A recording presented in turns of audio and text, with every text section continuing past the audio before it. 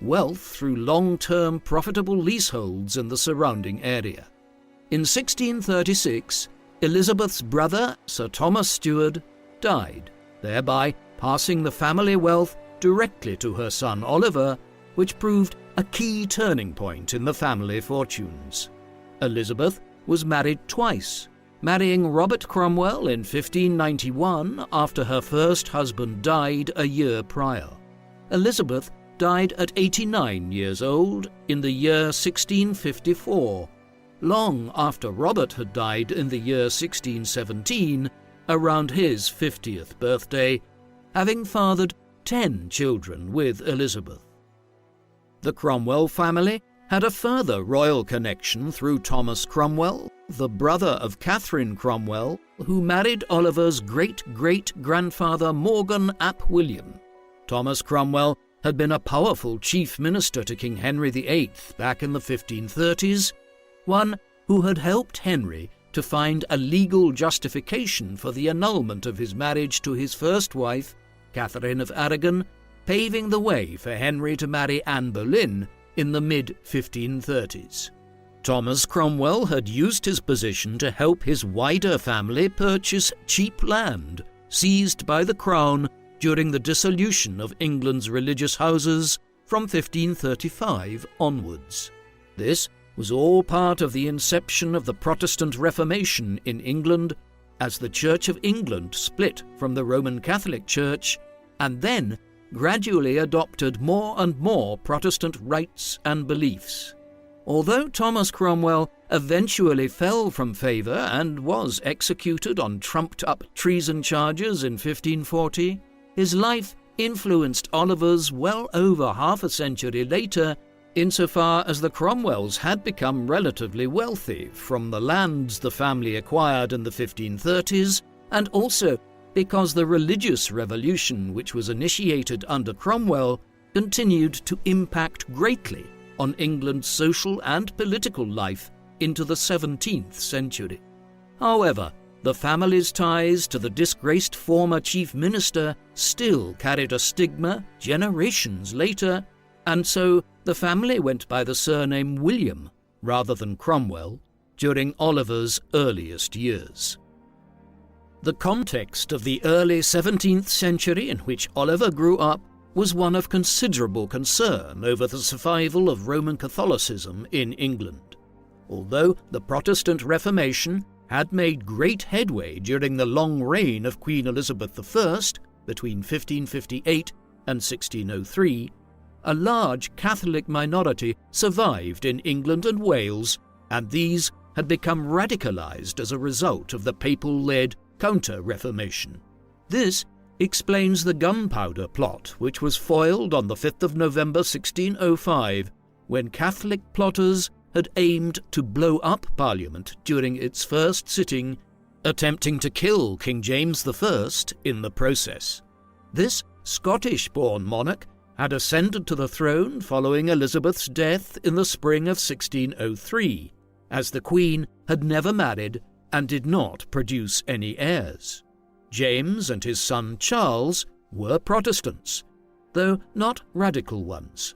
Conversely, in large parts of England, communities of Puritans had emerged. They were radical Protestants who based their beliefs on the theocracies which had grown up in cities like Geneva under the minister John Calvin in the mid-16th century. These Puritans were rabidly anti-Catholic and wanted a more radical form of Protestantism adopted by James. His failure to do so, and in particular the perceived crypto-Catholicism of his son Charles, would contribute enormously to the outbreak of the civil wars in England in the 1640s and the rise of Oliver Cromwell to prominence in the country. James's reign was significant as well in terms of his relationship with the English Parliament. James had inherited a healthy treasury in England owing to the notorious parsimony of Queen Elizabeth, but the new king was no miser, and he spent lavishly on court festivities and on rewarding his court favourites. Within a few years, the crown was in financial difficulty, and had to call on Parliament's financial aid. As a result, in 1610, Robert Cecil attempted to exchange the king's royal income for a fixed annual sum, effectively giving Parliament control of the monarch's financial power, which resulted in James dissolving Parliament in 1611, bringing Cecil's so-called Great Contract to an end. These religious and financial tensions foreshadowed the clashes within England, which would later create the Civil War between King Charles I and the English Parliament. Oliver grew up against this backdrop. He attended grammar school for 1 year before going to Sidney Sussex College in Cambridge in 1616 until the death of his father, when he returned from college to look after his widowed mother and sisters and assumed the household responsibilities. It is believed that during this time he studied at Lincoln's Inn in London, one of the inns of court where English lawyers trained in early modern times, though one which became known as a hotbed of Puritanism. In 1620, Cromwell married Elizabeth Bourchier, who was the daughter of a merchant in the City of London from a family that was very active in the Puritan Church. Owing to all of these influences and his own increasingly evangelical religious outlook, Cromwell was a committed Puritan by the mid-1620s. Puritans such as Cromwell were English Protestants who felt the Church of England was still too ingrained with Roman Catholic practices and superstition, notably in the elaborate decoration of English churches, the dress worn by priests, and certain doctrinal issues, Puritans believing the Mass should be celebrated in a simple, unadorned manner in churches stripped of any signs of ostentation or riches. Doctrinally, they favoured a precise reading of the New Testament as the Word of God and believed that the Christian faith had been corrupted by decades of papal invention of theological ideas which had no basis in the doctrine of the Bible. The Puritans would form the backbone of the opposition to the king and the royalists in the 1640s, and Cromwell's faith was central to his entire life and career. In 1625, Charles I succeeded his father James I. While there had always been conflicts between English monarchs and the English Parliament over a wide range of different matters, Charles's reign would prove particularly problematic. In line with the growing view of absolutist monarchy across Europe and the divine right of kings, Charles was disinclined to govern England with the consent of Parliament, and instead, from very early on, established a pattern whereby he sought to rule through a small clique of faithful administrators. From a young age, Charles looked frail and is believed to have suffered from rickets, which, in the context of the age, would have been seen by some as a sign from God that he was ill-fitted to his great responsibilities. In addition, marrying a Roman Catholic, Henrietta Maria, the daughter of deceased King Henri IV of France and sister of King Louis XIII, in the same year that he took the throne, created suspicions among England's growing number of Protestant Puritans that Charles had strong Catholic sympathies, while Charles's support for clerics such as William Laud, who eventually became Archbishop of Canterbury and the leader of the Church of England, fueled the mistrust many Puritans felt towards the new monarch, as Laud was a religious traditionalist, a moderate Protestant who still welcomed many of the trappings of Roman Catholicism in both the hierarchy of the Church and the manner in which the Mass was celebrated. 3 years later, in 1628, Cromwell was elected to represent Huntingdon at Parliament, the same seat his father had briefly held 35 years earlier. This widened his local focus onto the national stage in a significant career progression, through which he often attacked the moderate bishops appointed by the king by arguing prayer could establish direct contact to God without the presence of the clergy. In his home in East Anglia, Cromwell made determined attempts to safeguard the Puritan preachers threatened by Laud's religious reforms. Parliament at this time was divided into the governing House of Commons and the House of Lords, with both houses discussing and approving legislation, and the Commons elected to debate and propose laws, while the hereditary selected Lords would check and amend the bills. Establishing a reputation in the Commons as a devout Puritan, Cromwell also advocated the rituals set out in the Book of Common Prayer, which was the service book authorized by the reigning monarch as head of the Anglican Church. However, the House was silenced when King Charles I suspended Parliament in 1629. He would not call another one for 11 years, a period known as the Personal Rule, and during which the political community of England accumulated countless resentments against Crown rule, which they could not seek redress for through Parliament, according to tradition. As the reigning monarch of England, Scotland and Ireland, it was the prerogative of the king to call and close down Parliament largely at his pleasure, which frustrated former members of Parliament and wider public opinion. In 1631, the Cromwell family finances struggled, and he was forced to sell his land and move to run a tenant farm in St Ives, Cambridgeshire. With a strong conscience towards his obligations to his fellow man, Cromwell continued to focus on the affairs in his hometown and surrounding areas. Moreover, while he had suffered through a personal and spiritual battle in his earlier years, one which saw him believe that he was, quote, the chief of sinners, unable to accept God without suffering from self-vanity and badness, by the time he was in his 30s, he had begun to find peace in the idea that he was actually one of God's chosen few in England, charged with furthering the cause of the Puritans against Catholics, Papists, and moderate Protestants who were as bad as Catholics in many respects. This view dominated Cromwell's beliefs, and in examining his life one has to understand that he viewed himself as something of a religious warrior in the 1640s and 1650s. Cromwell continued to develop a reputation as an outspoken and sometimes impolite religious reformist, and although he was not necessarily positioning himself as an enemy of the king in the late 1620s and early 1630s, he continued to attack the bishops appointed by the king. After his dip in fortunes in the 1620s, Cromwell inherited some money from his uncle, which allowed the Cromwells to maintain a prominent position in English county society throughout the 1630s. These were significant years for Cromwell, insofar as he was fostering growing ties to some of England's most prominent Protestant reformers, and also members of the aristocracy, such as the Earls of Essex and Warwick, who were opposed to the perceived crypto-Catholicism of Charles and the Church of England. The 1630s were years of growing instability across the three kingdoms of England, Ireland, and Scotland.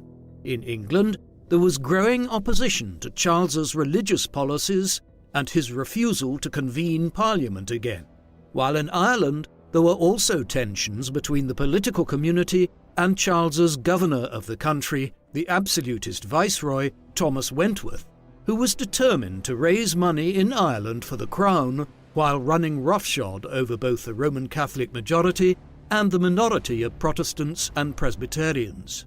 However, it was in Scotland that the first steps towards civil war and conflict were taken. The Scots overwhelmingly favoured a more radical form of Protestantism known as Presbyterianism. The Scots were the equivalent of the Puritans in England and believed in a decentralised church, one where local congregations were headed by presbyters, with little interference from the central church authorities. Consequently, when Charles and Laud attempted to enforce greater control over the Scottish Church from 1637 onwards, it resulted in the Scots revolting twice in clashes known as the First and Second Bishops' War. The bishops' wars were the spark which ignited the English civil wars. Charles had tried to establish an absolutist form of government in the 1630s, one in which he ruled through ministers like Wentworth in Ireland and Laud over the church, but following the First Bishops' War, he had no choice but to convene the first Parliament in England in 11 years and request a financial subsidy from them to pay for the war. Cromwell was returned to this Parliament for Cambridge, though in the event it only sat for a few weeks in the spring of 1640 before Charles dissolved it, irked by Parliament's desire for political and religious reforms before it would help the king pay for the war against the Scots. Consequently, it became known as the Short Parliament. However, when the Second Bishops' War broke out in the summer of 1640 and the Scots occupied northern England, Charles had to back down and called another Parliament. To this gathering, known as the Long Parliament, Cromwell was yet again elected for Cambridge. It would sit throughout the 1640s, constantly in conflict with the king. Matters culminated in 1641 when the opposition to Charles in Parliament, led by John Pym, presented the king with the Grand Remonstrance, which called for dozens of political, economic and religious reforms in return for parliamentary aid against the Scots. But the king would not agree to it. At this stage, Cromwell was just a small player in the growing tensions, but in the course of the 1640s, he would rise to prominence. In 1642, relations deteriorated further when the king attempted to arrest 5 members of Parliament, although Cromwell was not one of the named, as his status was not yet prominent enough. The king left London to raise an army, effectively triggering the start of the First Civil War between the parliamentarians and the royalist supporters of Charles. The ensuing conflict provided Cromwell with a stage from which to increase his power and influence. Although there is no evidence to suggest Cromwell ever possessed aspirations of being a skilled military leader, in response to the king's departure on the 10th of January, he obtained permission from the House of Commons to form an army for the defence of his Cambridgeshire constituency. Cromwell rode in person to the colleges in Cambridge to prevent them melting down plates in order to help supply the king's army with musket balls, and as the war ignited in August 1642, he enlisted a troop of cavalry in his birthplace of Huntingdon. During the years which followed, he shrewdly used his influence as an MP in the Long Parliament and successes as a military commander to help boost his authority in order to fulfill the predetermined purpose he believed God had given him. The Battle of Edge Hill, the first major clash between the Crown and Parliament during the war, took place on the 23rd of October 1642, with Charles leading his army from Shrewsbury towards London, attempting to force a quick victory over Parliament.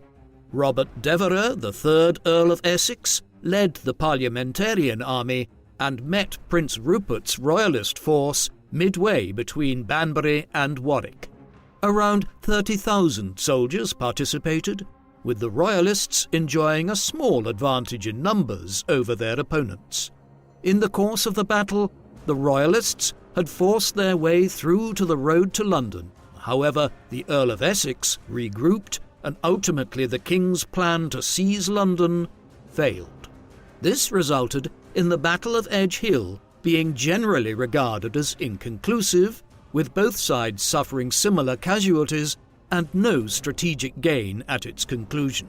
Cromwell was a captain under the command of the Earl of Essex during these events, but he did not arrive in time with his detachment for the Battle of Edge Hill. Nevertheless, he commented in a letter that the commanders Parliament had commissioned were aged veterans from old European wars, while the Royalists had the gentlemen's sons and persons of quality. This was the beginning of a pattern of criticism Cromwell often bore towards the parliamentary forces, a view which would eventually result in him and the prominent parliamentary general Sir Thomas Fairfax developing the new model army in the mid-1640s. As a civilian-turned-military commander, Cromwell was a natural-born leader who inspired men to follow, with a sense of religious duty fueling his own determination to defeat the Royalists. In his first small skirmish in Lincolnshire, he described how he chased down the fleeing enemy and, quote, did execution on them for several miles. In his next skirmish, Cromwell led a cavalry charge into the rear of a Royalist force, resulting in their commander being cut off and surrounded. But rather than taking the defeated commander as a prisoner for ransom, one of Cromwell's men cut him down before dispatching him as he lay wounded on the ground. Rather than regretting this, Cromwell describes how his man had struck him under the ribs, equating it with the Old Testament idea of striking people under the fifth rib, which showed that enemies of God deserved no mercy. All of this must be viewed in light of Cromwell's perception of the civil wars as a religious struggle, and himself as a religious warrior. In February 1643, Cromwell's military talent was recognized when he was appointed to the position of colonel in the Eastern Association, where he recruited a first-class cavalry regiment, clearly demonstrating his desire to ensure well-trained, disciplined, and loyal men were fighting for the parliamentary cause.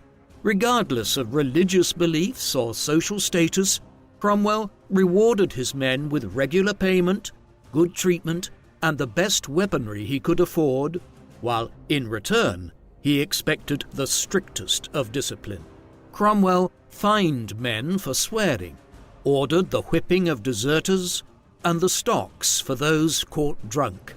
Royalist propaganda referred to the parliamentarian force as Roundheads, due to the shaved heads worn by many London apprentices who supported their cause. Yet, for Cromwell, this propaganda was not tolerated in his regiment, and anyone using the term would be punished. Cromwell's disciplined structure and leadership resulted in devastating benefits on the battlefield, with his cavalry able to charge and quickly reform during battle, whereas often enemy units were disorganized. For the rest of 1643, Cromwell continued to serve in the eastern counties of England and the neighbouring area to where he grew up, but as it was a parliamentarian stronghold, his skirmishes followed a predominantly defensive strategy. Such was Cromwell's determination to force God's will that on the 28th of July he counterattacked the advancing Yorkshire Royalists by reforming his men at a critical point during the Battle of Gainsborough in Lincolnshire. Fighting alongside Fairfax, they not only repelled the Royalist attacks in Lincolnshire, but also advanced west and began to besiege and consequently occupy Newark in Nottinghamshire. Still serving as an MP, these early victories allowed Fairfax and Cromwell to persuade Parliament to invest in a new army that would not just defend eastern England, but also provide a force that could adopt a more offensive strategy in the Civil War. Under the command of the second Earl of Manchester, Edward Montague, this new army was formed during the spring of 1644. Around the same time, Cromwell was becoming ever more vocal in his criticism of the aristocratic commanders of the parliamentary forces. Using the House of Commons as his stage, Cromwell accused some of his fellow officers of poor conduct and questionable competencies as he was frustrated by the prevailing defensive parliamentary approach. Some frowned upon him for using his position as an MP to criticise those seen as competition to his ambitions. But Cromwell ultimately gained enough support and was appointed Lieutenant General, second in command to the Earl of Manchester. Following success in the east, the Earl of Manchester's army pushed the offensive and Cromwell joined the march north into Yorkshire, where they met the Scottish Covenanters, who were now broadly allied with Parliament against the Crown. This brought Fairfax's parliamentary force and the Scots' combined army to 24,500 men. The Royalist commander-in-chief, Prince Rupert, attempted to lift the besieged city of York, and his army of 17,500 men successfully lured the joint parliamentary forces away from the city. On the evening of the 2nd of July, 1644, the opposing sides clashed at the Battle of Marston Moor in what would be the largest battle in the Civil War. The two forces were deployed on a wild meadow. With the Royalists outnumbered, they gathered their tiered marching forces together, expecting it was too late in the day for the enemy to attack, following some ineffective artillery exchanges. But at 7:30 p.m., the Covenanter and Parliamentarian forces launched a surprise attack after noticing a lack of preparation from their opposition, who had broken many of their ranks for supper. As thunder cracked, Cromwell was positioned on the left wing when the battle erupted, and he pushed back the opposing enemy ranks, leaving the field briefly to have a wound dressed which he had suffered on his neck from a pistol ball. Prince Rupert, who gave Cromwell the nickname Ironside, saw the losses and led his bravest Royalist cavalry unit to relieve the wavering flank. Cromwell held firm in hacking with the enemy sword to sword until he was relieved by a Covenanter regiment who attacked Rupert's flank, which would have resulted in the capture of the prince had he not hid in a nearby field. As the moon rose in the night sky and the thunderstorm ensued, the Royalists had gained ground on the opposite wing of the battlefield by holding back a parliamentary cavalry charge and then smashing into the main body of the Covenanter infantry. Yet Cromwell was now free, having routed Rupert's force and regrouping his disciplined cavalry, led a charge into the rear of the Royalist cavalry, thereby trapping them with the Covenanter infantry engaged on the opposite side. In the final stages of the battle, Cromwell then regrouped again and charged into the remnants of Royalist infantry who were engaged in the centre of the battlefield, resulting in parliamentary victory at the cost of 4,000 Royalist casualties, with 1,500 captured, in contrast to the 300 casualties the parliamentarian accounts claimed they had suffered. In what was a 2-hour disorientating battle, Marston Moor effectively secured parliamentary control of the entire north of England. For Cromwell, it ignited his reputation as a brilliant military commander and began his rapid ascent to military and political power in England. Following the battle, Cromwell criticised Fairfax for returning his forces back to the east of England rather than pressing on to tackle further Royalist forces still present in the south. The rift between the two appeared to heal. However, on the 27th of October, following the Second Battle of Newbury, they clashed once more. Henceforth, there was a clash between Cromwell and Fairfax for pre-eminence within the parliamentary cause, one which Fairfax began as the much stronger party, but which would eventually result in Cromwell's ascendancy as the most powerful figure in England. Meanwhile, the First Civil War with Charles dragged on. Using a wide outflanking movement at Newbury, the Earls of Manchester and Essex split their forces and attempted to trap King Charles I with the goal of ending the war. Yet, the battle was a stalemate, which resulted in the Royalists successfully withdrawing to form up with Allied forces in Oxfordshire. Cromwell led a successful flanking attack in the battle, but felt Manchester did not show enough urgency in supporting him on the field and taking the offensive initiative. Furthermore, Cromwell felt Manchester hesitated too long when he asked for orders to take a party of horse to pursue the fleeing king, and so when he was finally released by Manchester, he was unable to catch him. Cromwell was convinced that Manchester did not truly seek or believe in victory, but instead waited for a peaceful stalemate and business as usual with the king. Together with other parliamentarian supporters, Cromwell campaigned against what he viewed as lethargic commanders, and while he attacked Manchester in the House of Commons, Manchester attacked Cromwell in the House of Lords. With their relationship at its lowest, there was even a plan to impeach Cromwell for his provocative behaviour, a common theme throughout his parliamentary career. In December 1644, Cromwell proposed that every peer should forfeit either their position of command in the military or their position in the parliamentary houses due to a possible conflict of interest and monopoly of power, which became known as the Self-Denying Ordinance. This was passed on the 3rd of April 1645.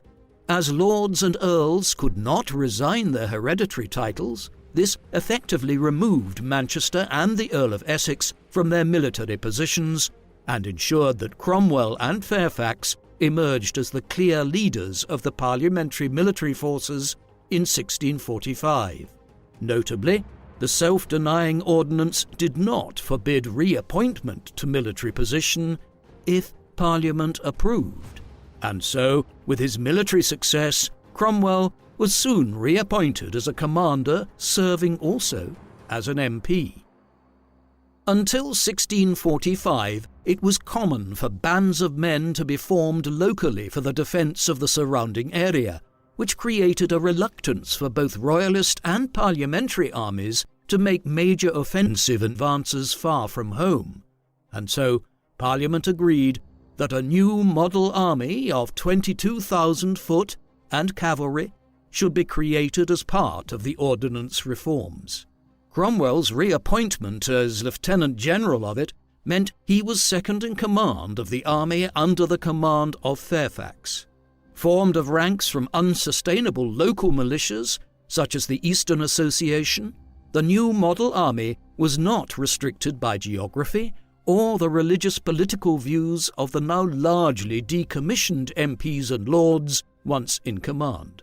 Cromwell was commander of the horse and led the elite spear tip of the new force, which was well equipped and disciplined beyond their royalist enemies. The new model army was also largely composed of zealous Puritans and, with its religious faith guiding it, led by exceptional military commanders in the shape of Cromwell, Fairfax and Cromwell's son-in-law, Henry Ireton, it became the most effective fighting force in England, one which would ultimately win the clash with the Royalists for Parliament. In the summer of 1645, the climax of the First Civil War arrived when Parliament ordered Fairfax to break his siege on the Royalist capital Oxford and meet the king, who had recently taken the city of Leicester. Therefore, on the 14th of June 1645, the Battle of Naseby saw the main Royalist force under the command of King Charles I meet Fairfax and his new model army in the field. The Royalist army was 9,000 strong, facing up to 13,500 parliamentarians, with both sides unable to see the enemy in the thick morning fog. Despite the conditions, battle was joined with central infantry divisions engaging each other following a Royalist offensive.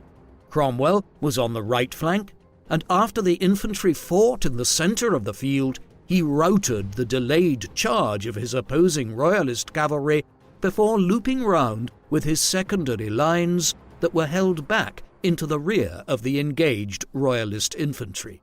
Trapped Royalists began to surrender as Prince Rupert's cavalry found themselves unable to relieve them, having charged down routing parliamentarians on the opposite flank into an isolated position near their baggage train, which effectively removed them from the ensuing battle.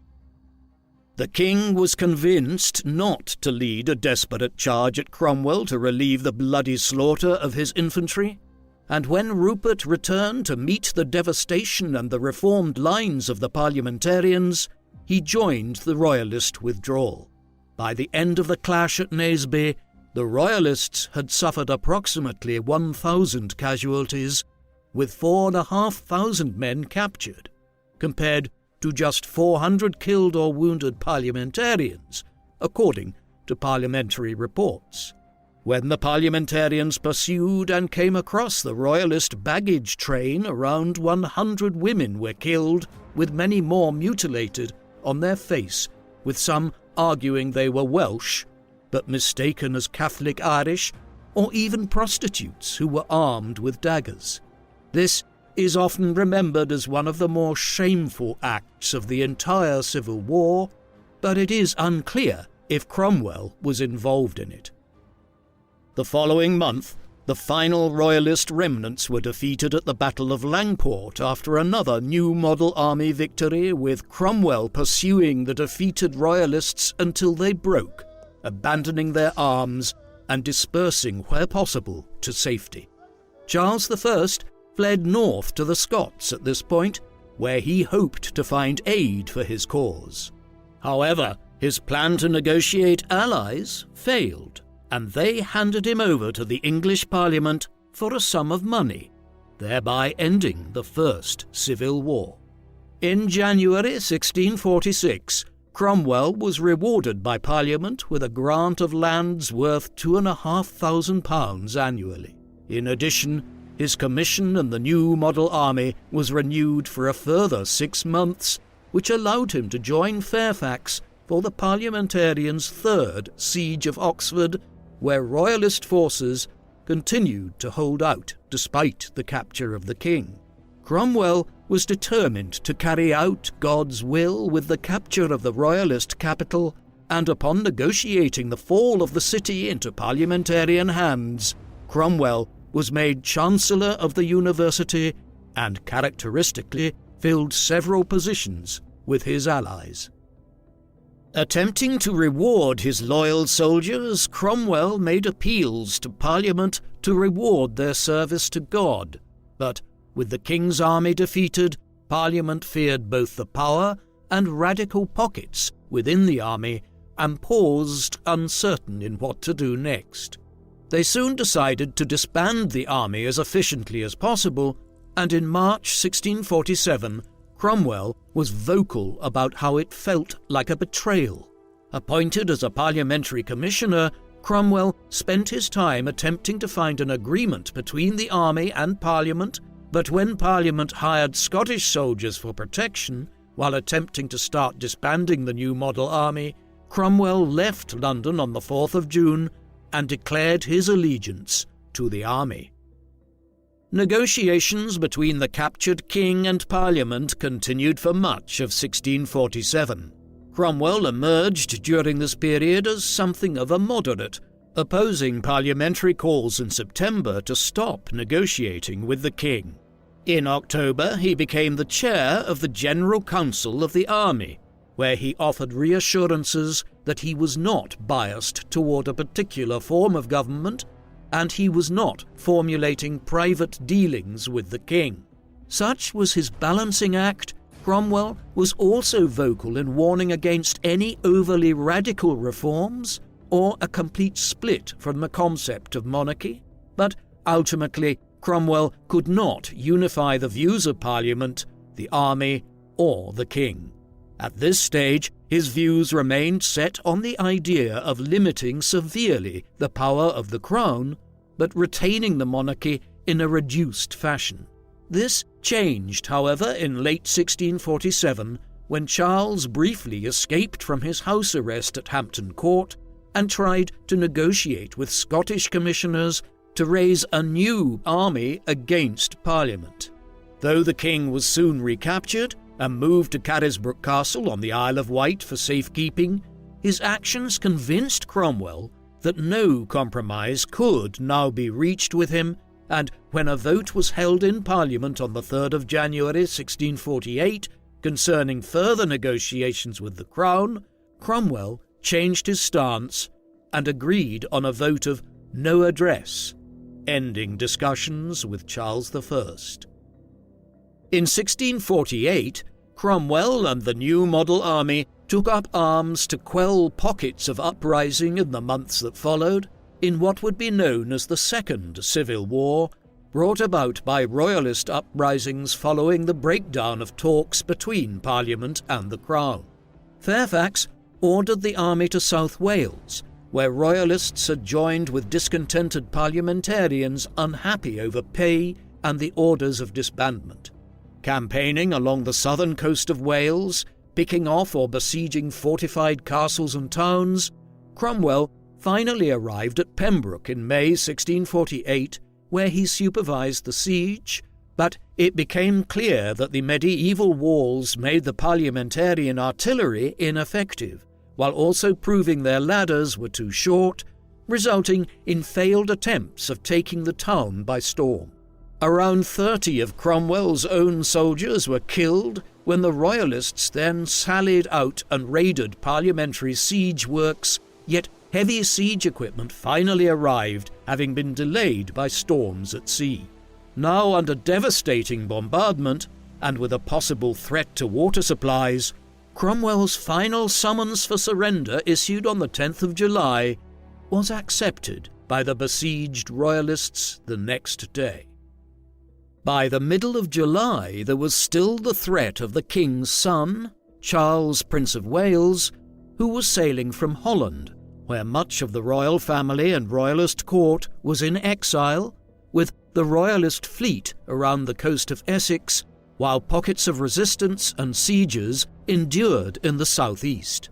The rapid response on the parliamentary side had doused many of these uprisings, and they began to smoulder away. However, the continued negotiations between King Charles I with the so-called Scottish Engager faction began to bear fruit, with the Scots already forming up in northern England. Cromwell marched and would meet the opposing commander Hamilton in a series of engagements from the 14th to the 17th of August 1648, known as the Battle of Preston. At this, Cromwell was outnumbered with 8,600 troops compared to 18,000 enjoyed by Hamilton. The parliamentary artillery was left trailing behind in their haste to march north, but the Scottish forces were stretched back over 50 miles and suffered poor supplies and equipment shortages. Cromwell's strategy of speed succeeded, as he took the initiative and attacked the Scottish advanced units before the forces in the rear could properly form up and come to their aid. The following day, he once again outmanoeuvred Hamilton and attacked the rest of the Scottish army. During this, the excellent skills and equipment of the new model army were proved once again, with the disordered enemy finally surrendering at Warrington on the 19th of August, with 2,000 dead and 9,000 captured royalists, compared to a reported 100 parliamentarian casualties. Days later, Fairfax took the last royalist stronghold in the southeast, with the Prince of Wales now sailing back to the safety of Holland on the 31st of August.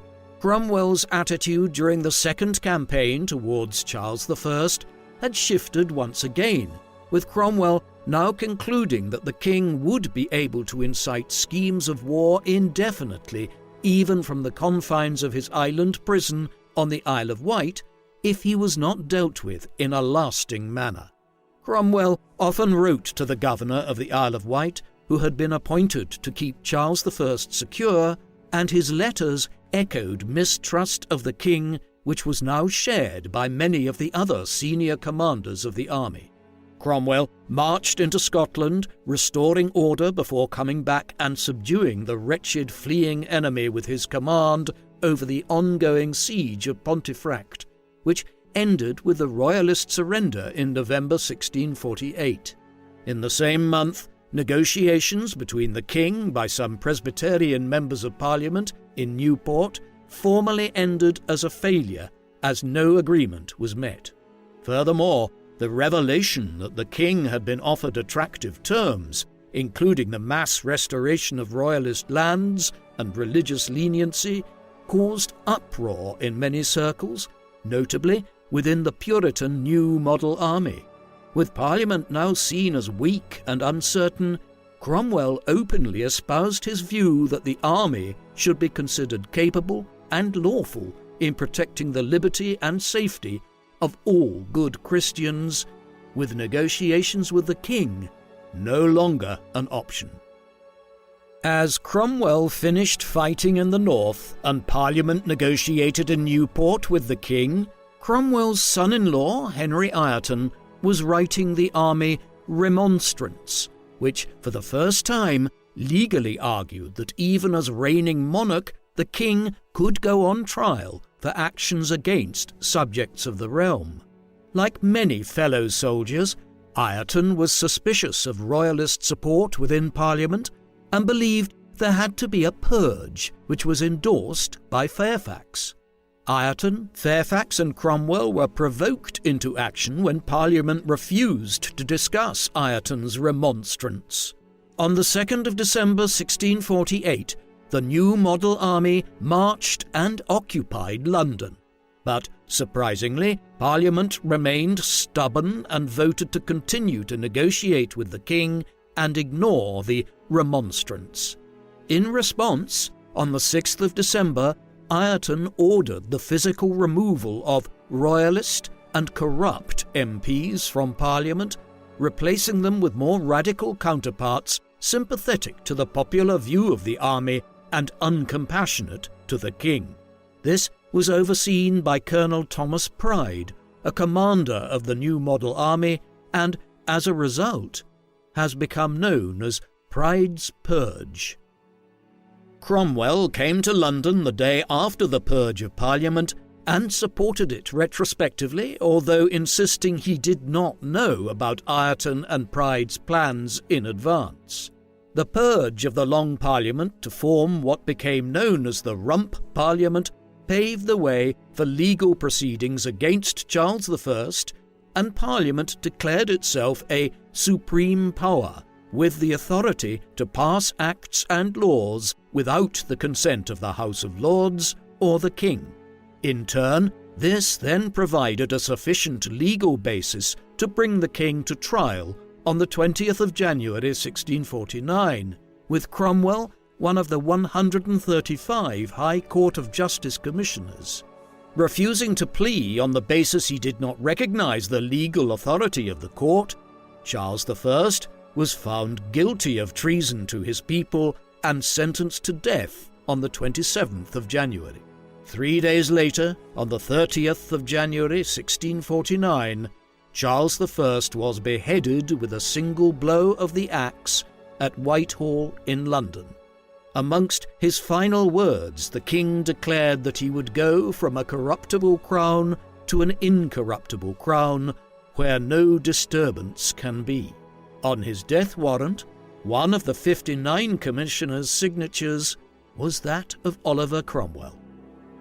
Ultimately, Charles I's great sin was that he had tried to erect an absolutist form of monarchy in Britain. Absolutism was the political doctrine that was spreading across Europe in the 17th century, which held that monarchs were God's appointed representatives destined to rule their kingdoms. As a result, they need have little recourse to parliament or representative bodies, but could rule through a small clique of officials who were faithful to them. This brand of authoritarian monarchy had always been resisted in England as far back as the early 13th century, when the barons and lords had forced concessions from the crown in the shape of the Magna Carta. The struggle of the 1640s, which Cromwell had come to play such an important role in, was but the latest in these ongoing struggles between the English crown and the political nation, though what was highly unusual in the 1640s was that the crown's main foe was Parliament, rather than sections of the aristocracy. It was that which ensured Charles's defeat. Had he not been defeated, perhaps an absolutist monarchy in the vein of Bourbon France would have ensued, a country where no parliament was called for 175 years between 1614 and 1789, and where the long-lived King Louis XIV proudly proclaimed, "L'État, c'est moi," I am the state. What happened in England in January 1649 was that the English Parliament proclaimed that no monarch was more powerful than the collective authority of Parliament.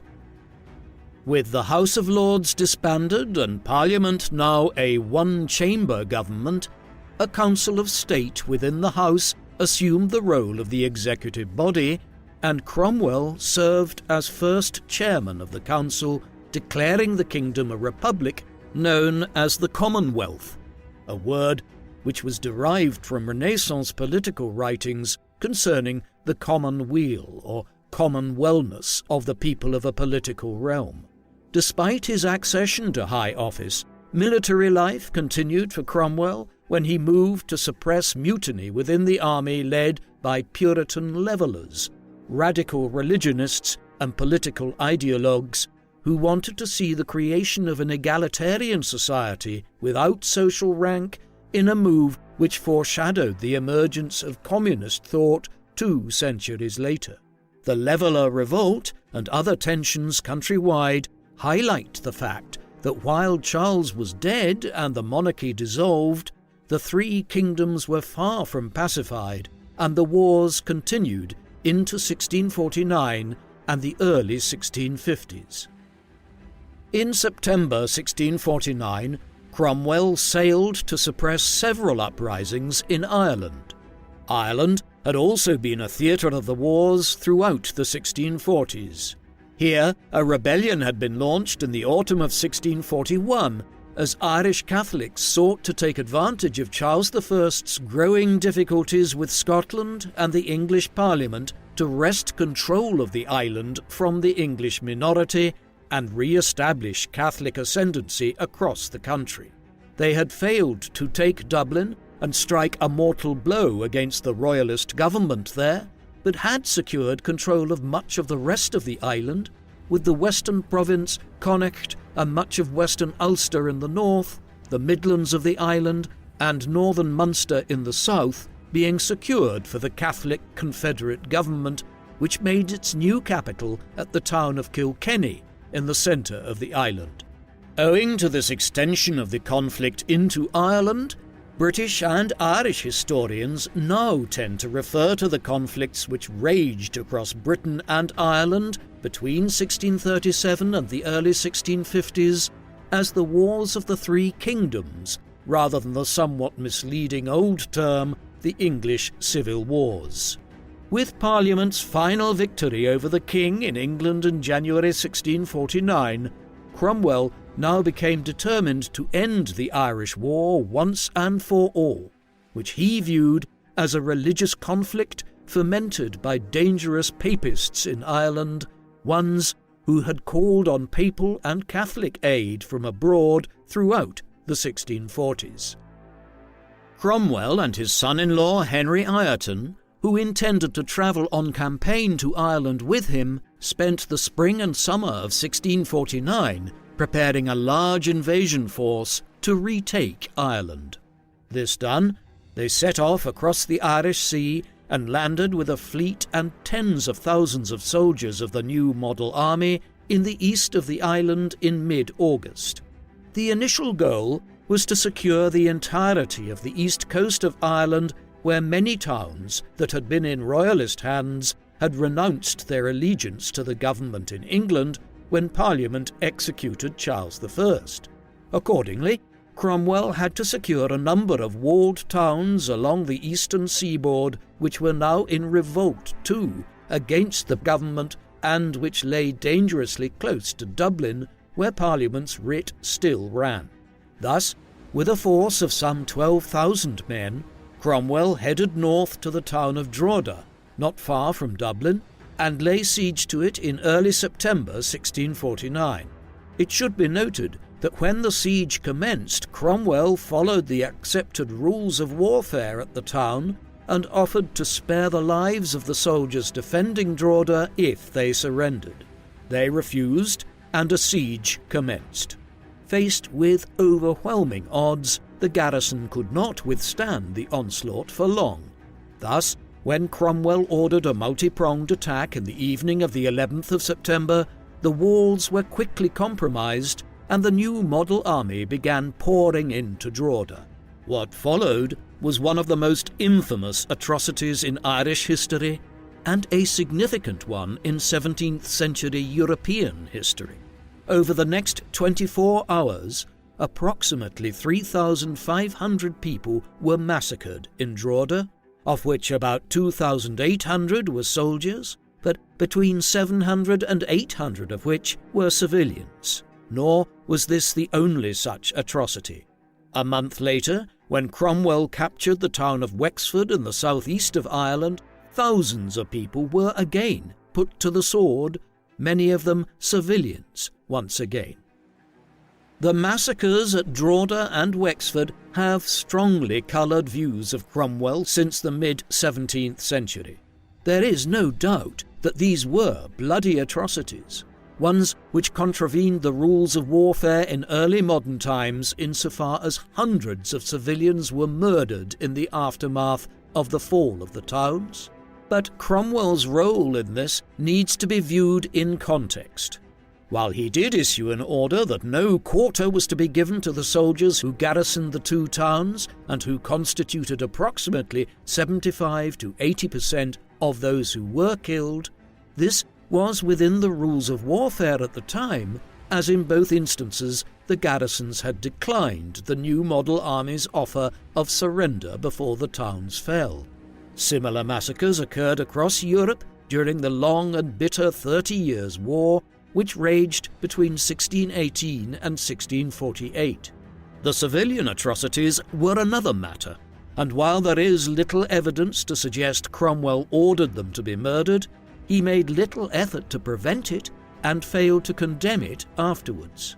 What largely occurred was that a Protestant army, fueled by anti-Catholic propaganda through the London press during the 1640s and wildly exaggerated accounts of Irish Catholic murders of English Protestants in Ireland, decided to exact merciless revenge on the people of Drogheda and Wexford in the autumn of 1649. Cromwell, who was himself an anti-Catholic ideologue, does not appear to have pre-planned the atrocities or ordered them, but as the commander of the Irish campaign, he is certainly guilty of having failed to prevent the civilian deaths, particularly so in Wexford, when the example of Drogheda should have led to tighter control having been kept over the troops in the aftermath of the town being breached. Thereafter, the conduct of the war in Ireland changed. When Cromwell captured the Irish Confederate capital at Kilkenny in March 1650, no such atrocities were perpetrated, and tighter control was kept over the new model army when the town fell.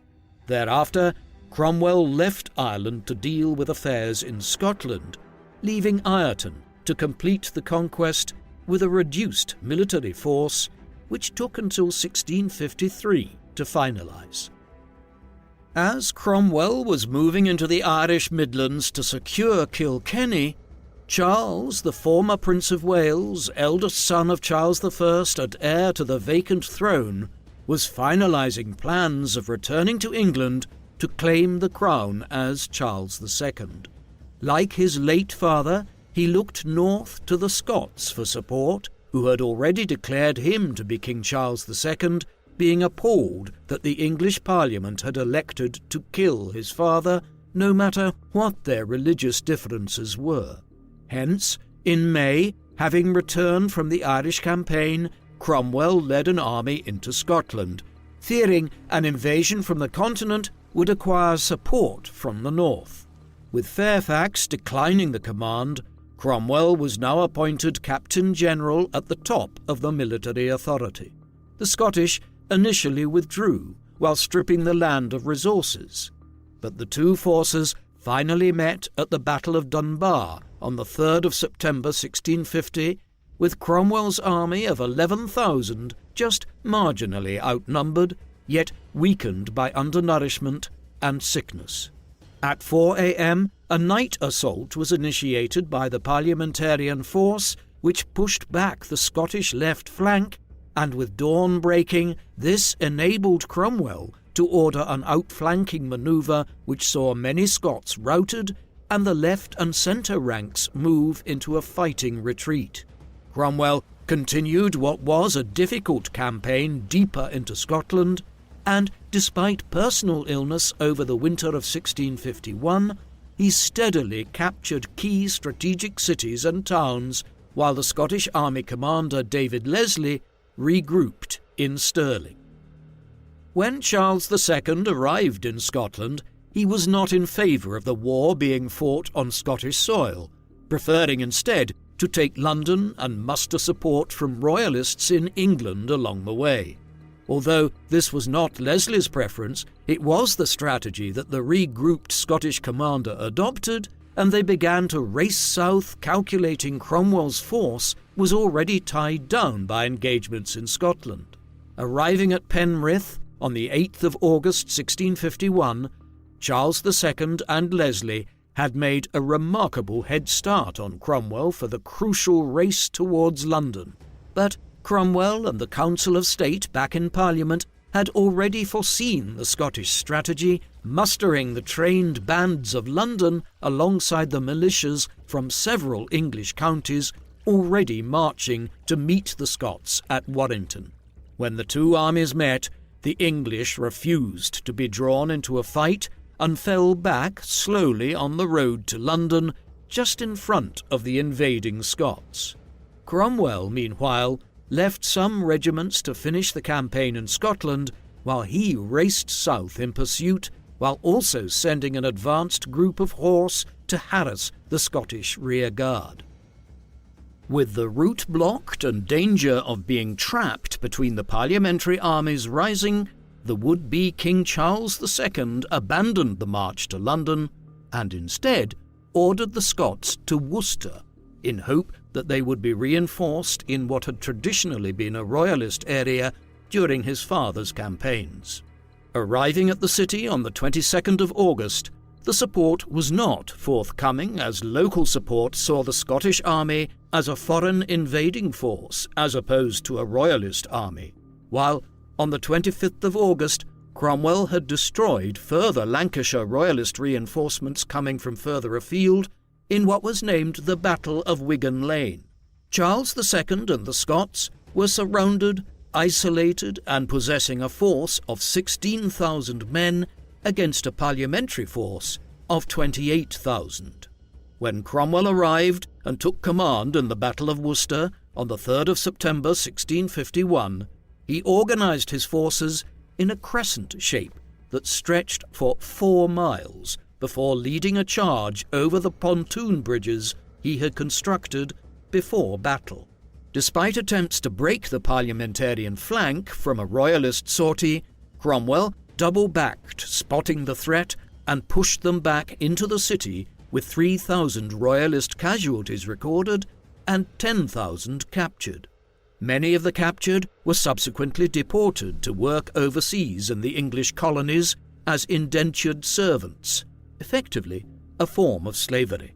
A low figure of 700 parliamentary casualties was recorded in a clear victory ending the Third Civil War, although, for some Republicans, it was perhaps blemished with the escape of Charles II, who returned overseas to wait for a future opportunity to reclaim his throne. In 1652, the campaigns in Ireland and Scotland were now both over, and Cromwell declared both countries part of the Commonwealth to be governed in union with the English Parliament. As an amnesty was declared, the army became discontent, with a recurring view of inherent corruption in many members of Parliament. As seen in the 1649 Purge of Parliament, Cromwell adopted a neutral position initially, but eventually backed his military comrades, and on the 20th of April 1653, he ordered musketeers to help with the expulsion of those members accused of corruption, with a view to replace them with a small group of Puritans who would be accountable to God. The Little Parliament, Assembly of Saints, or Barebones Parliament, as the Rump Parliament became known after this further stripping out of members, was viewed as the establishment of a republican government, but 6 months after this was created, it was self-dissolved due to infighting and fears of destabilizing radical conflicts. Perhaps as a result of his experiences of war, or perhaps due to the fear of more unrest following the demise of the monarchy, Cromwell, in his later years, felt a largely moderate approach to governance stood the best chance of rebuilding a divided country, and so the Assembly failed, as had the lethargic and corrupt Parliament it had replaced. On the 16th of December 1653, Cromwell was invited to become Lord Protector of England, Scotland and Ireland. He accepted, though with some reluctance.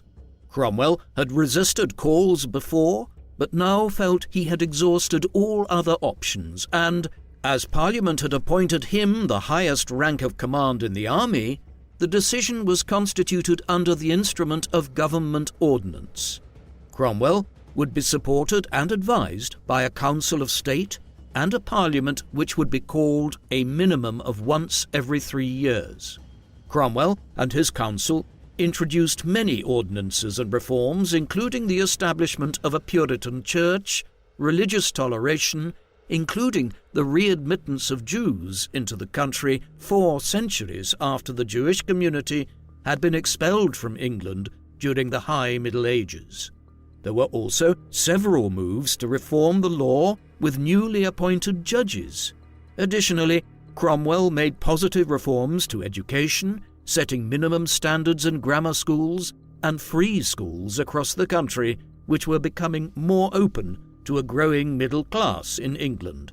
Cromwell also continued to hold the position of Chancellor of Oxford University, while in 1657 he issued letters patent for the creation of the country's 3rd university at Durham, in the north of the country.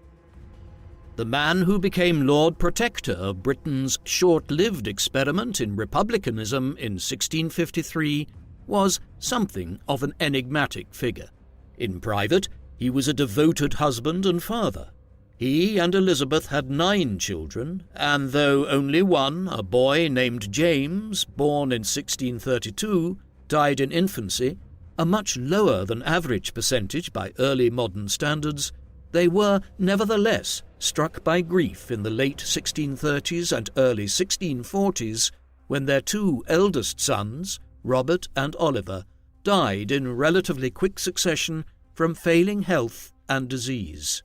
Oliver Jr. is believed to have died from smallpox. He had been old enough to be enlisted in the parliamentary army prior to his death. These losses, combined with his Puritan religious views, partly explain Cromwell's dour outlook, though this was also partly owing to a streak of depression which he struggled with intermittently throughout his adult life.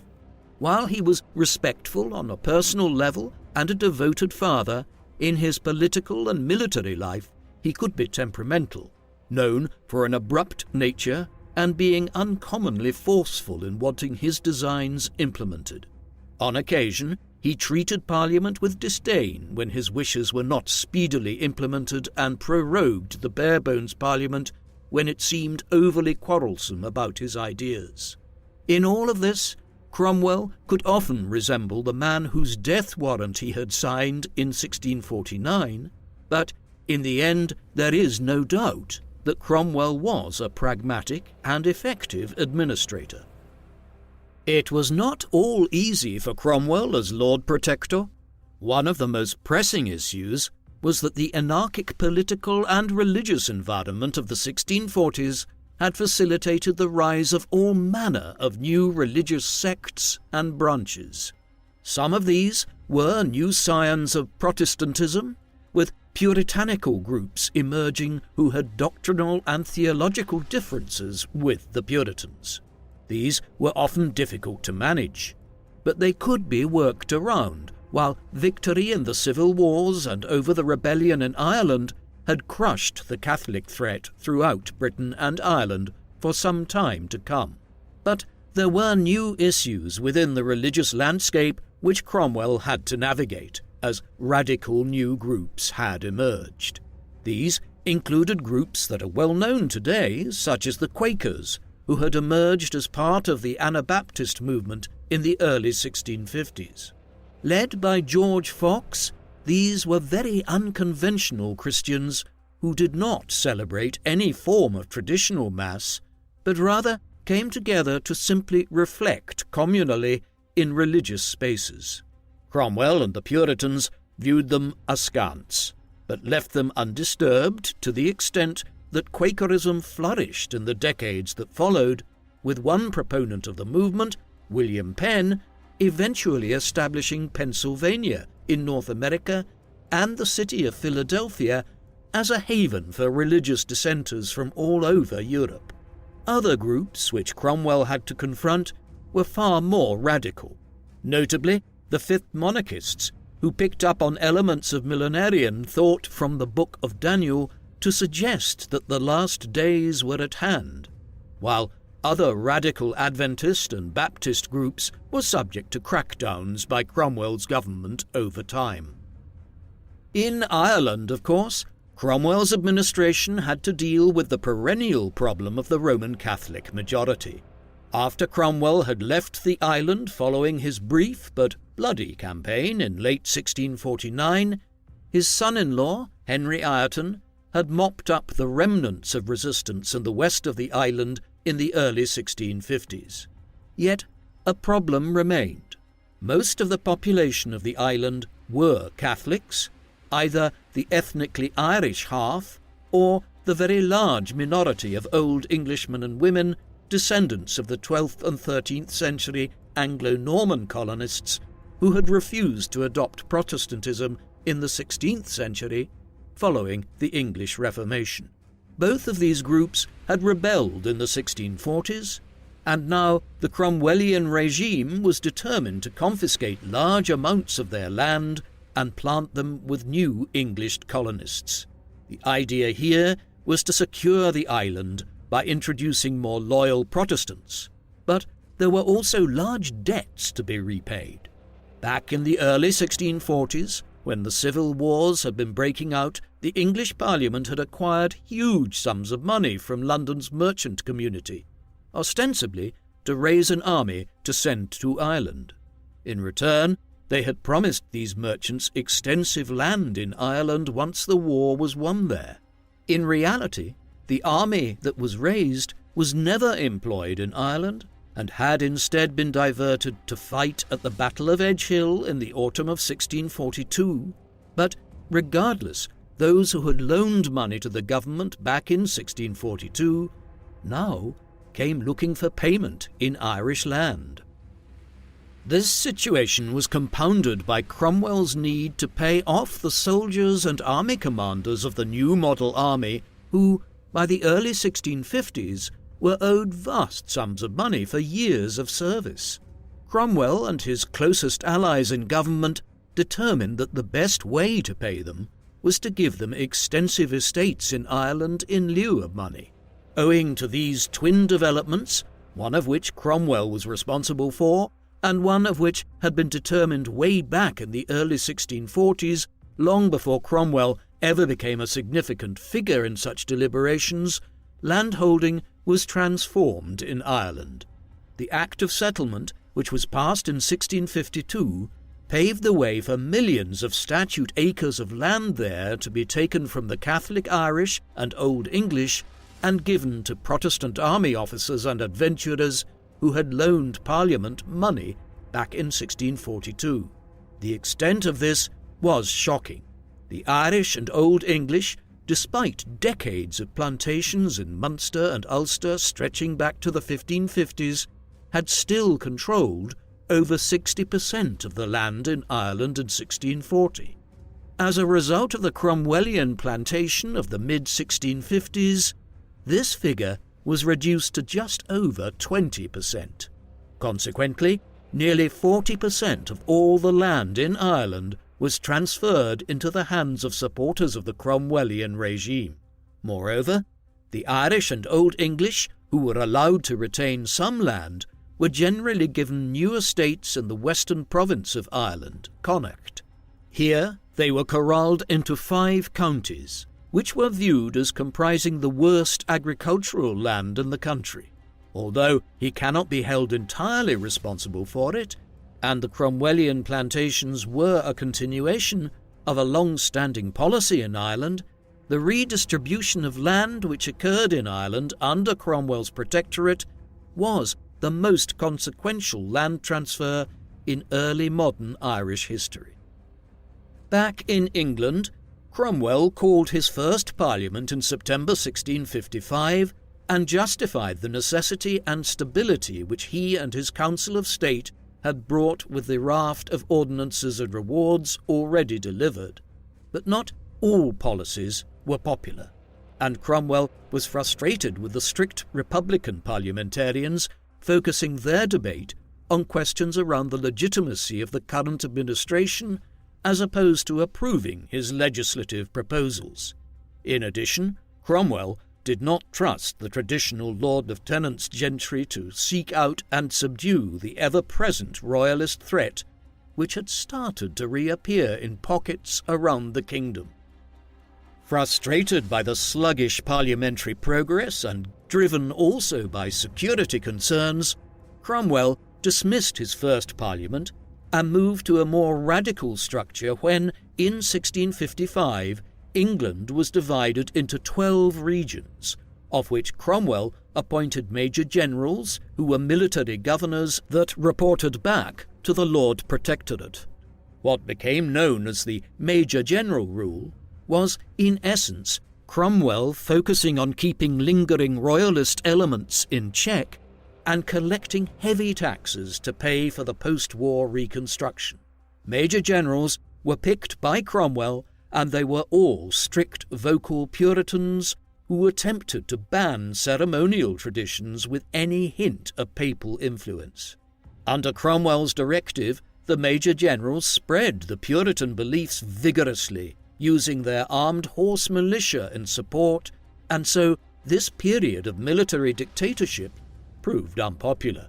When Cromwell called his second Parliament in September 1656, challenges around his religious reforms ensued in addition to the rejection of economic reforms, such as a tax proposal to fund the war with Spain. Cromwell's foreign policy was dominated by 2 wars. The first of these was with the Dutch Republic. In the 17th century, England and the Dutch Republic were 2 of Europe's smaller states, dwarfed by France and Spain, but they were much more economically advanced. The first stirrings of modern capitalism had emerged in London and Amsterdam from the late 16th century onwards, with stock markets and corporations being founded in both cities. And by the mid-17th century, the 2 countries played an outsized role in European and Atlantic trade. This made them rivals of each other, as the mercantilist economic ideology of the early modern era held that world trade was limited and finite, and so nation-states had to fight each other in order to obtain a larger slice of the finite pie. Hence, although England and the Dutch were co-religionists and had been allied for decades against Catholic Spain during the Dutch War of Independence, in 1652 war erupted between Cromwellian England and the Republican government in Amsterdam following the passage of the Navigation Act by the Barebones Parliament, which sought to block Dutch merchants from carrying out trade in English ports. 2 years of conflict, mostly at sea as both sides sought to strike at each other's shipping, followed, but ultimately the First Anglo-Dutch War ended in stalemate in 1654. Yet this was just the first of 3 wars which would be fought between the 2 nations between the 1650s and the 1670s, largely in response to the Navigation Acts which Cromwell pioneered. Britain would eventually emerge as the larger mercantile and naval power and in control of the Dutch colony of New Amsterdam in North America, which was renamed New York. The other war which England engaged in during Cromwell's time at the head of its government was with Spain. Spain was a long-standing enemy of England's for over a century. This antipathy went all the way back to the reign of Charles I's great-great-great-uncle, King Henry VIII, and his spurning of his first wife, Catherine of Aragon, who was the King of Spain, Charles V's aunt. This had triggered growing Anglo-Spanish tensions which were compounded in the decades that followed as England became one of Europe's first Protestant states, a change in religion which ultra-Catholic Spain under King Philip II had tried to reverse in the second half of the 16th century. War broke out in 1585, a 19-year-long conflict which would see both countries send great armadas against each other's nations. Although the First Anglo-Spanish War had ended in 1604, the two countries remained rivals, in large part owing to England's growing colonial interests in North America and the Caribbean. Thus, Cromwell's foreign policy aimed to isolate Spain by allying England with France, the great continental rival of the Spanish Habsburgs. France had been at war with Spain since the late 1620s, following the War of the Mantuan Succession, and as such, when Cromwell allied with the government of King Louis XIV in Paris in 1654, it effectively pulled England and Ireland into the conflict against Spain. The fighting between England and Spain in the 1650s centred on Cromwell's Western design, his plans to expand the English presence in the Caribbean, where the potential for large profits from sugar cultivation had become very clear in the first half of the 17th century. Thus, in 1655, the Lord Protector dispatched a large armada to the West Indies. This consisted of a fleet of 30 ships and approximately 8,000 men, the naval command being given to William Penn, father of the famous Quaker, and the land forces under Robert Venables. Cromwell left the pair with clear instructions to try to seize the island of Hispaniola, which today is split between Haiti and the Dominican Republic, but which in early modern times was a large Spanish colony and one of the foremost centres of settlement in the Caribbean. It proved too strongly defended in April 1655 when the English fleet arrived to capture it, but the Western Design fleet instead headed for Jamaica and captured that. This was ultimately the foremost military result of the entire Anglo-Spanish War. Although fighting at sea and in the Spanish Netherlands around modern-day Belgium continued intermittently until 1659, when England's ally France finally made peace with Spain, little else was achieved by either England or Spain in their conflict with each other. However, the acquisition of Jamaica was relatively significant. This left England with control of Jamaica, Barbados, Nevis, St. Kitts and Montserrat in the West Indies. Many of these were small islands, but they were very valuable in terms of sugar cultivation, and ownership of them left England well positioned to continue to grow its overseas colonial trade into the second half of the 17th century and beyond. In the spring of 1657, one of the most significant episodes of Cromwell's life occurred. That March, the English Parliament presented Cromwell with a document known as the Humble Petition and Advice of the Knights, Citizens and Burgesses now assembled in Parliament, at an event in the banqueting hall at Whitehall. The document, which had been carefully prepared, requested that Cromwell accept the title of King of England, Scotland and Ireland, effectively restoring the monarchy after a hiatus of just 8 years. This, it should be stressed, was not an offer to create an absolutist monarchy of the kind which Charles I had sought to establish and which Parliament had so stringently opposed him over, but rather aimed to re-establish a symbolic monarchy with Parliament exercising a great degree of control over the running of the government, taxation and other matters.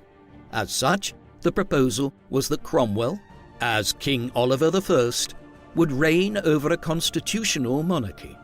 Cromwell was conflicted over this offer and asked to delay making a decision immediately. There followed weeks of debate within government throughout April 1657 and reflection by Cromwell himself, but eventually, on the 8th of May, he gave Parliament his answer. He would not accept their offer, arguing that the title of Lord Protector was enough to signify the solemn authority which had been vested in him. Cromwell's decision was a noble act, but the very fact that so many in Parliament had been in favour of the move highlights exactly how fractured the political landscape was even by 1657, and how many people believed that only a restored monarchy could fully restore order in Britain. Despite his refusal of the kingly title, Cromwell did concede to a lot of the other proposals made in the humble petition, including the scrapping of the unpopular Major General structure and restoring the House of Lords. On the 25th of May, Cromwell ratified the humble petition, having introduced revisions to continue as Lord Protector and naming his son as his successor. He was awarded a ceremonial state reinstallation as Lord Protectorate the following month, where he rather symbolically sat on King Edward's chair. Republicans were unhappy with the new constitution and preferred a single house structure with total authority on all state matters, while radical reformers conflicted with the concessions over religion or absence of leveller demands. When his third Parliament was called in January 1658, there was a barrage of opposition to Cromwell, and the session saw much resentment even from those who had previously been allies. With ongoing health issues, which had started in the second half of the 1640s and deteriorated further in the early 1650s, following years of military campaigning, Cromwell deteriorated in the summer of 1658 with several spells of illness perhaps triggered by the stress of politics. Believed to be caused by a kidney infection and a possible recurrence of malaria or dysentery, his condition further worsened around the death of his daughter Elizabeth in August, which followed the death of her son Oliver in June. Ultimately, as he neared his 60th year, these all proved too much. Cromwell died in Whitehall on the 2nd of September 1658. He received a state funeral on the 23rd of November at Westminster, with a coffin plaque that read, "Here is buried Oliver, Protector of the Republic of England, Scotland and Ireland." It was perhaps fitting that the day of his death shared the anniversary of two of his famous victories at Dunbar and Worcester. The political settlement which Cromwell and many of his associates had strived so hard for during the 1640s did not long survive him. Following his death, his son Richard succeeded him as Lord Protector of the Commonwealth of England, Scotland and Ireland, but Richard did not possess the abilities his father had, and faced with a wide array of political, social, economic and religious problems across the three kingdoms, he was unable to reconcile the various interest groups. His problems were made worse still when a new parliament assembled early in 1659, one which was hugely influenced by religious dissenters and crypto-royalists. There were also stirrings of unrest within the new model army. Richard could not attend to all of these issues at once, and faced with an impossible situation, one which had really only been held together in the mid-1650s by Oliver's reputation, he stepped down as Lord Protector in May 1659, well shy of a year in the job. The political turmoil continued thereafter, and it was in this environment that supporters of the old Stuart monarchy began plotting to bring about an end to England's experiment in republicanism and restore the monarchy. By the autumn of 1659, they were in talks with Prince Charles, who was in exile in The Hague in the Dutch Republic. Agreements were soon reached whereby if Charles returned to England and became king, he would not seek vengeance on those who had sought the execution of his father, and would also agree to govern England with the consent of Parliament. With this agreed, Charles returned to England in the early summer of 1660 and was duly crowned as King Charles II. A constitutional monarchy would now be established, one which over time would result in Parliament becoming the dominant political body in England, not the Crown. As such, while the monarchy was quickly restored following Cromwell's death, the revolution of the 1640s, which had brought about the Commonwealth, was not in vain, and paved the way for constitutional democracy in Britain and Ireland. Oliver Cromwell is one of the most divisive characters in early modern history. There is no doubting his brilliance. He was a formidable general, a shrewd politician, and an accomplished ruler, one who managed to briefly bring order to the anarchy which had descended on Britain and Ireland in the course of the 1640s. What is more striking still is that he came from relatively humble beginnings in order to do so. An average person, if stopped on the streets of London in the 1630s, would scarcely have known who Oliver Cromwell was. Furthermore, for so much of the English civil wars of the 1640s, he was overshadowed by figures like parliamentary leader John Pym, the Earls of Manchester and Essex, who led the parliamentary forces in the first half of the 1640s, the head of the new model army, Thomas Fairfax, and even his own son-in-law, Henry Ireton. It was only at the very end of Parliament's clash with Charles I that Cromwell took centre stage. When he did, he proved himself more than capable of uniting the disparate elements that had resisted Crown absolutism into a working political arrangement. To his credit, he also resisted the offer to become King of England himself, and instead stayed true to the goals of the Commonwealth. But there is the other side to Cromwell, a ruthless general who used any and all means at his disposal to pacify the three kingdoms. Sometimes those means could be very harsh indeed. In Ireland, Cromwell is one of the most reviled figures in the island's history, a development owing both to the atrocities at Drogheda and Wexford in late 1649, but also the subsequent land confiscations and plantations which occurred in Ireland during the 1650s. This point shouldn't be overextended. Exactly what happened at Drogheda and Wexford remains open to debate, while the plantations which occurred in Ireland under the Commonwealth were but the latest in a long series of plantations and dispossession of the Irish which had begun half a century before Cromwell was even born. These caveats aside, Cromwell was the general in charge of the army in Ireland in 1649, and as Lord Protector of Ireland, he could have blocked the plantations of the 1650s. Yet his actions must be viewed in the context of the mid-17th century in Europe, an immensely troubled and bloody period in early modern history. Ultimately, when viewed in this context, Cromwell shouldn't be perceived as either the nationalist hero that many English people view him as, or the bogeyman of Irish history. He lay somewhere in between, a man trying to bring order to a very disturbed political situation across Britain and Ireland, who ultimately had to use harsh measures in order to do so. What do you think of Oliver Cromwell? Did he save England from an absolutist monarchy, and should he be commended for refusing the title of king when given the chance?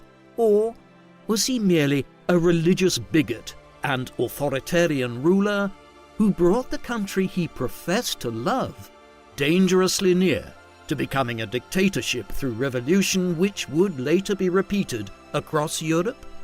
Please, let us know in the comment section. And in the meantime, thank you very much for watching.